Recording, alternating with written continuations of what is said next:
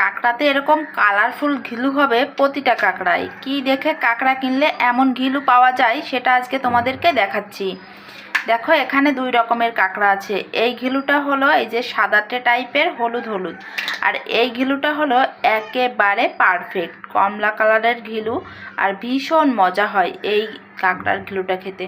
তা আমি দেখাচ্ছি কোন কাঁকড়াটা ভালো হয়। প্রথমে সাদাটা দেখাই। এই কাঁকড়াটা এই যে এরকম থাকে, পিছনের ছোলটা অল্প, এটাকে বলে মদ্দা কাঁকড়া।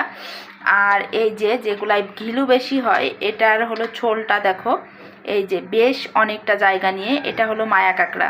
তা তোমরা যখন কাঁকড়া কিনবা তখন হলো এই যে এরকম ছোলের কাঁকড়া কিনবা, তাহলে এরকম পারফেক্ট ঘিলু হবে। দেখো যে কয়টা কাঁকড়া, সব কয়টা কাঁকড়াই একেবারে ঘিলু ভরা, মানে ডিমে পোড়া।